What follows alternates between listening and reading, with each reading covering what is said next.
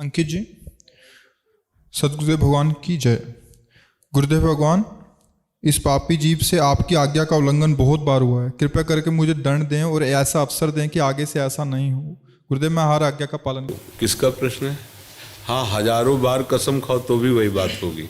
समझो, जब तक हम स्वयं सुधरना नहीं चाहेंगे तब तक हमें कोई सुधार नहीं सकता।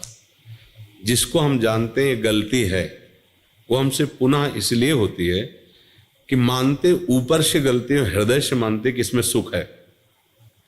अंदर की बात है ये।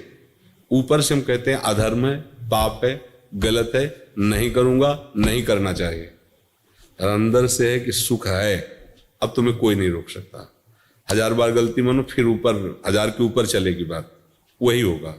जिस दिन आपके हृदय में ये बात आ गई कि देख लिया कहीं सुख नहीं है, अब आज से मैं नियम लेता हूं अंदर से भगवान के बल पर कि मैं ऐसी जगह नहीं जाऊंगा जहां भ्रष्ट हो जाऊं, ऐसे दृश्य नहीं देखूंगा जिससे मैं पतित हो जाऊं, ऐसा भोजन नहीं करूंगा, ऐसा संग नहीं करूंगा, और खूब नाम जप करो।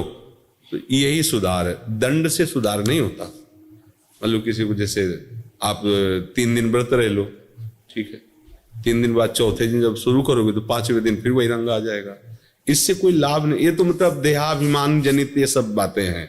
मूल बात को अगर समझ लोगे तो खाते पीते रहो, उचित जीवन व्यतीत करो। ये शरीर, अब जैसे हट करके आप बड़ी बढ़िया गाड़ी ले लिए और उसमें पेट्रोल मत डालो, नहीं तो आप गाड़ी रखे रहो, उससे कुछ थोड़ा होगा, उसमें डालना ही पड़ेगा। ऐसे ये गाड़ी आप नहीं हो, आपकी जीवन यात्रा है। इसमें तो भोजन समय से उचित पानी दे दो, उचित विश्राम, उचित इससे शारीरिक श्रम करवा लो, बस आप अलग रह करके रहो। ये सब हो रहा है इसे। आखिरकार हर कोई जानता है कि हमारी गाड़ी है, पर मैं गाड़ी तो नहीं हूं ना, इतना तो सब कोई जानता है। अगर यही बात इसमें समझने लगो तो सुधार होना शुरू हो जाएगा।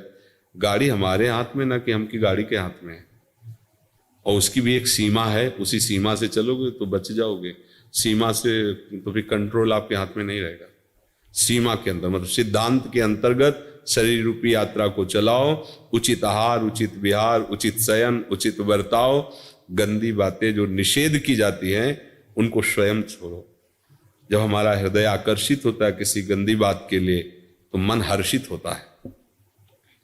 बस समझ लो कि ये हर्षित होना हमारे लिए पतन का कारण है। उसी समय बुद्धि को सशक्त रखो।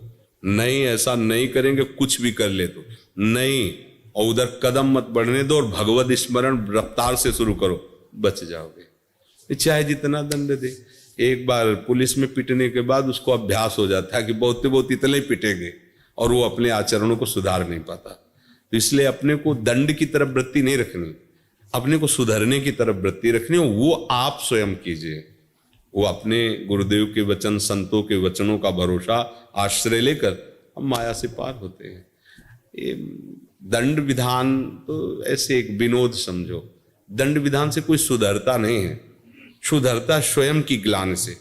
जब उसको ग्लानि होती है कि मैंने गलत किया, इतना हमें भगवान का प्यार मिल रहा है, संतों का प्यार मिल रहा है, फिर भी मैं नीच ऐसा, अब कैसे करूं, ऐसे अंदर उसकी जो पश्चाताप अग्नि जलती वो उसका सुधार करती है।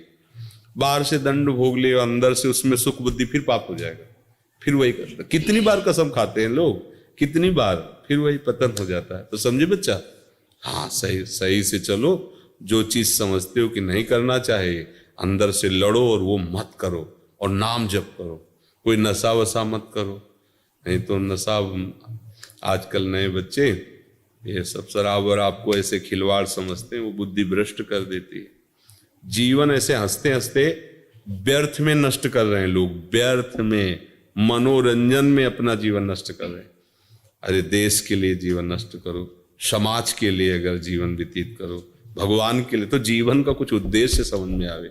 ऐसे ही मनोरंजन में जीवन नष्ट कर रहे हैं।